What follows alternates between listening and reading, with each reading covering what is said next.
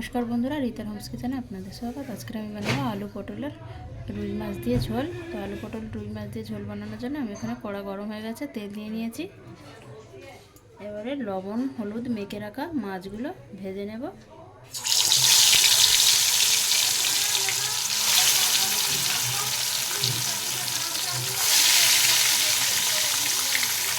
এখানে 5 পিস মাছ আমি নিয়ে নিয়েছি, ভালো করে ভেজে নেব। মাছগুলো এক পাশে ভাজা হয়ে গেছে, আমি আর এক পাশে উল্টে দিয়েছি, দিয়ে ভালো করে মাছগুলো ভেজে তুলে নেব। এবার মাছগুলো ভাজা হয়ে গেছে, এবার আমি তুলে নেব একটা প্লেটে। মাছ ভাজা হয়ে গেছে, মাছটা তুলে নিয়েছি। ওই কড়াইতে আমি আলু পটল দুটো একসাথে দিয়ে ভালো করে ভেজে নেব।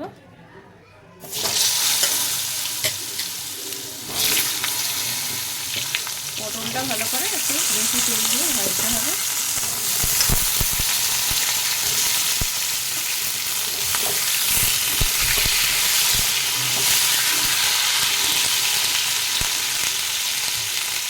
পটলটা আমি জোরে গ্যাসে দিয়ে ভেজে নেব ভালো করে।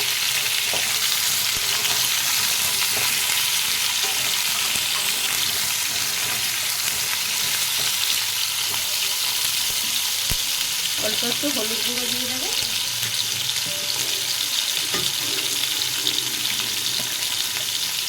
হলুদ গুঁড়ো দিয়ে দিচ্ছি, ভালো সুন্দর কালারটা আসবে। অল্প একটু লবণ দিয়ে দিচ্ছি। লবণটাকে ভালো করে নাড়িয়ে নেব।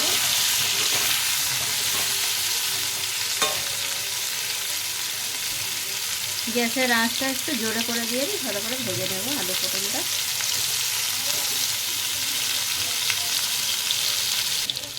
আলু পটলটা ভালো করে ভেজে নিয়েছি, এবার তুলে নেব। ওই মাছ ভাজা তেলেই কিন্তু আমি আলু পটলটা ভেজে নিয়েছি।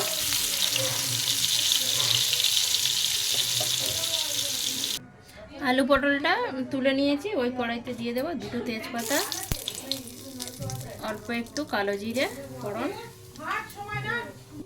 তেজপাতা কালো জিরে দিয়ে দিয়েছি, দিয়ে দেবো একটা শুকনো লঙ্কা চিড়ে। এবার দিয়ে দেবো অল্প একটু আদা বাটা।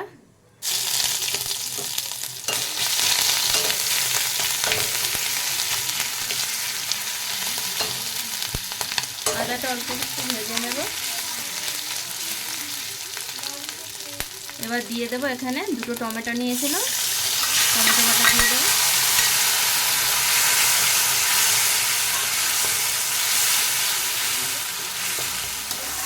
টমেটোটা ভালো করে কষিয়ে নেব।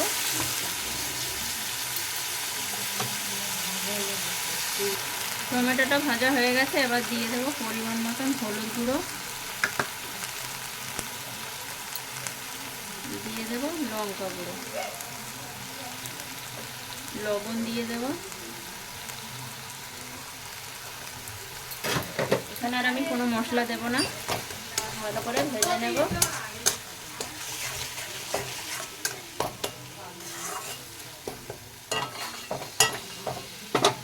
ভালো করে মশলাটা কষিয়ে নেব।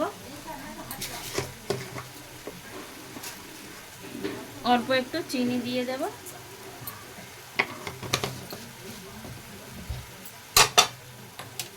কিছুক্ষণের জন্য ঢেকে ভালো করে মশলাটা কষিয়ে নেব।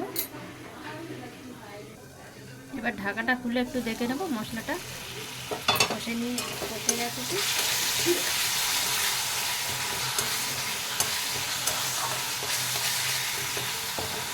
মশলাটা ভালো করে কষে নিয়েছি, মশলা থেকে তেল ছেড়ে দিয়েছে। এবার আমি ভেজে রাখা আলু পটলগুলো দিয়ে দেব।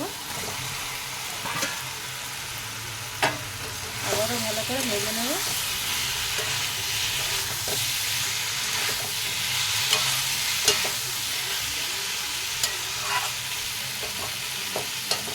আলুটা কিন্তু ভাজতে ভাজতেই সেদ্ধ হয়ে গেছে অনেকটা।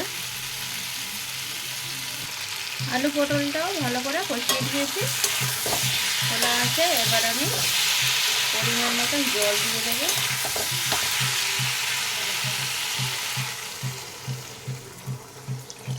জল দিয়ে দিলাম।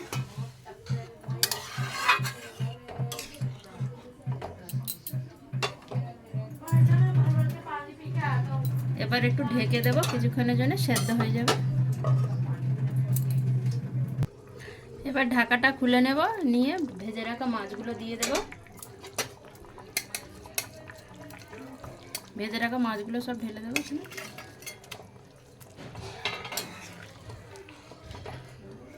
এবার খোলা আছে, আমি কিছুক্ষণ রান্না করে নেব। আলুও সেদ্ধ হয়ে এসছে, মাছটাও ভালো করে সেদ্ধ হয়ে যাবে। এবার আমি এই সবজিটা হয়ে এসছে, এর ওপরে দিয়ে দেব আমি। এখানে আমি 3টে জিনিস বেটে নিয়েছিলাম, গোটা জিরে, গোটা ধনে আর গরম মশলা। তো এই বাটাটাও দিয়ে দেব।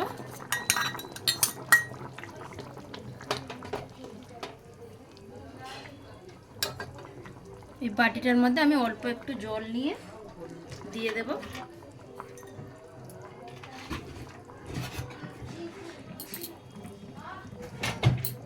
এবার আমি এটা খোলা আছে 2 থেকে 3 মিনিট ভালো করে পাকিয়ে নেব। মাছটা দিয়েছি তো